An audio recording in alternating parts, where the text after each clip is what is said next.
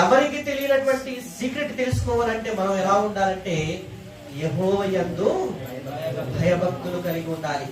ఎవరైతే యెహోవా యందు భయభక్తులు కలిగి ఉంటారో వారికి దేవుని సంగతులన్నీ దేవుడు ఏం చేసేస్తాడు? తెలియజేసేస్తాడు, చెప్పేస్తాడు. దేవుని సంగతులు తెలుసుకుంటున్నామంటే మనం ఎంత గొప్పవారు. దేవుని ఆత్మకే గాని మరి ఎవరికి తెలియవన్నాడు. అక్కడ ఎవరికి తెలియని విషయాలు దేవుడు ఏం చేస్తున్నాడంటే తన పరిశుద్ధాత్మ ద్వారా మనకు తెలియజేస్తున్నాడు. అయితే దేవుని మనసులో ఏముందో మనం ఆలోచన చేయగలిగితే మనందరి కొరకు దేవుడు చాలా బాధపడుతున్నాడు, చాలా ఏడుస్తున్నాడు, రోదన కలిగి ఉన్నాడు. మన గురించి ఆయనకు ఎన్నో ఆశలు ఉన్నాయి. ప్రభునందు ప్రేమైన దేవుని వల్ల ఆయన మనసులోనికి మనం వెళ్ళి తొంగి చూడగలిగితే దేవుడు మనిషిని ఎలా పుట్టించాడు? ఎలా పుట్టించాడు చెప్పండి? యథార్థవంతుడుగా, పరిశుద్ధుడుగా దేవుడు మనిషిని భూమి మీద పుట్టిస్తే మనిషి ఏమైపోయాడు? దేవుని మాట వినకుండా, దేవుని మాటకు అవిధేయత చూపించి ఆయన మనిషి ఏమైపోయాడంటే పాపములోనికి వెళ్ళి నాశనానికి వెళ్ళిపోతున్నాడు. ప్రభునందు ప్రేమ దేవుని వల్ల దేవుని ఆలోచన మనందరికీ తెలుసు. ఎఫెసీ పత్రికలో 1వ అధ్యాయం 4-6 వచనంలో భాగం ఉంటుంది. పరిశుద్ధులుగా నిర్దోషులుగా ఉండాలని జగత్తు పునాది వేయబడక మునిపే ఆయన ప్రేమ చేత ఆయన మనలను ఏర్పాటు చేసుకున్నాడట. అంటే ఈ భూమి, ఆకాశము, మనము ఎవరు పుట్టక మునుపు దేవుడు ఏమని కోరుకున్నాడు? మనం పరిశుద్ధులుగా నిర్దోషులుగా ఉండాలంటే ఆయన మనసులో ఏముంది? మనం పరిశుద్ధులుగా ఉండాలని. చూసారా, దేవుని మనసులో ఏముందంటే మనం పరిశుద్ధులుగా ఉండాలి, నిర్దోషులుగా ఉండాలి, ఆయన కోరినట్టు ఉండాలని దేవుడు అనుకున్నాడు. ఆయన మనసులో అనుకున్నాడు. అనుకొని ఈ భూమి ఆకాశాలను సృష్టించి భూమి ఆకాశంలో ఈ భూమి మీద మనల్ని పుట్టించి మనల్ని ఉన్నతమైనటువంటి జీవితాన్ని ఇచ్చాడు. ప్రభునందు ప్రేమైన దేవుడు వల్ల అటువంటి ఉన్నతమైన జీవితాన్ని ఇస్తే మనిషి ఏమైపోయాడు చెప్పండి? దేవుని మాట విన్నాడా? వినకుండా పాపం చేశాడు. పాపము చేసినప్పుడు దేవుడు వారందరినీ చూసి హృదయంలో బాధపడుతున్నాడు. ప్రభునందు ప్రేమైన దేవుడు వల్ల ఉదాహరణకు తెలియజేస్తాం.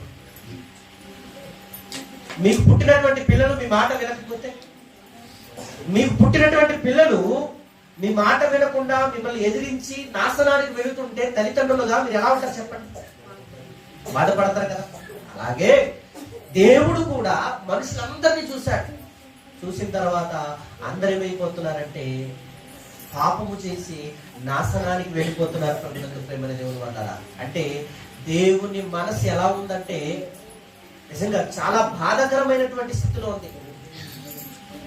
దేవుడు బాధపడిపోతున్నాడు, దేవుడు వేదనలో ఉన్నాడు, ఏడుస్తున్నాడు. ఒక మాట చెప్పాలంటే, అయ్యో నా పిల్లలు నాశనానికి వెళ్ళిపోతున్నారు, నేనేం చెయ్యాలి అనే ఆలోచనల్లో దేవుడు ఉన్నాడు. ప్రభునందు ప్రేమైన దేవుని వల్ల చూడండి, ఒక మాటలోకి వెళదాము. సామెతల గ్రంథము 24వ అధ్యాయము 24వ అధ్యాయం 11వ వచనం.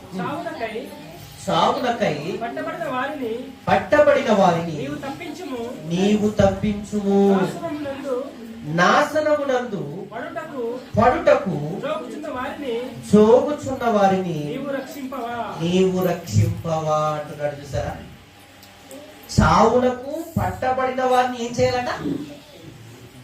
అమ్మా వింటున్నారా? సావునకంటే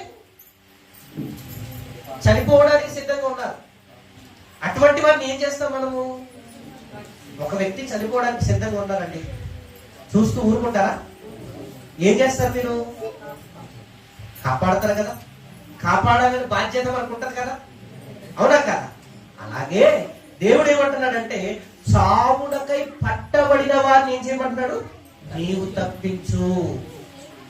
అలాగే కింద చెప్తున్నాడు, నాశనమునందు పడుటకు జోగుచున్న వారిని నీవు రక్షింపవా అంటున్నాడు. చూసారా, అంటే నాశనమునందు పడుటకు జోగుచుండడం అంటే జోగడటం అంటే వెళ్ళిపోతున్నా, నాశనానికి పడటానికి వెళ్ళిపోతున్నామని మనం ఏం చేయాలి? రక్షించాలట ప్రభునందు ప్రేమ దేవుని వల్ల. దేవుడు ఏమనుకుంటున్నాడంటే ఆయన పరిశుద్ధులుగా నిర్దోషులుగా భూమి మీద మనుషులను పుట్టించాడు. మనుషులు పాపము చేసి నాశనానికి వెళ్ళిపోతున్నప్పుడు దేవుడు బాధపడుతున్నాడు, తన మనసులో వేదన పడుతున్నాడు. వేదన పడుతూ ఈ మాట చెప్తున్నాడు, ఏమని? చావునకు పట్టబడిన వారిని తప్పించాలి, నాశనమునందు పడుటకు జోగుచున్న వారిని ఏం చేయాలి? రక్షింపవా అంటున్నాడు. చూసారా? అంటే మనుషులందరూ ఏమైపోతున్నారు చెప్పండి? నాశనానికి వెళ్ళిపోతున్నారు. ఆ నరకము అనే భయంకరమైనటువంటి లోకములో వెళ్ళి కలకాలము కాలిపోవటానికి, ఆ నరకములో వేదన పడటానికి అనేక మంది వెళ్ళిపోవడానికి సిద్ధంగా ఉన్నారు. ప్రభునందు ప్రేమ దేవుని వల్ల. ఎప్పటి నుండి? ఇది పాత నిబంధన కాలం నుండే,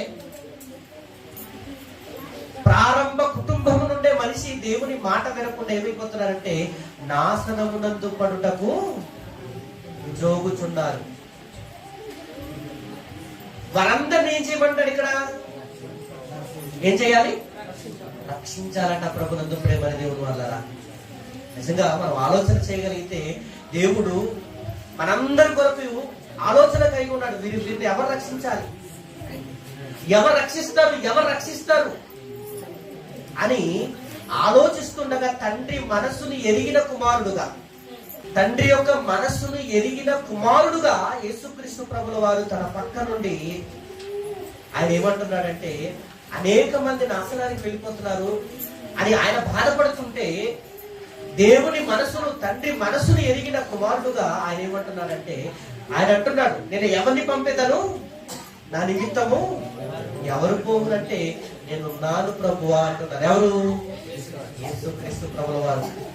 దానికి ముందు యెషయా ప్రవక్త ఏమంటున్నాడు చూడండి.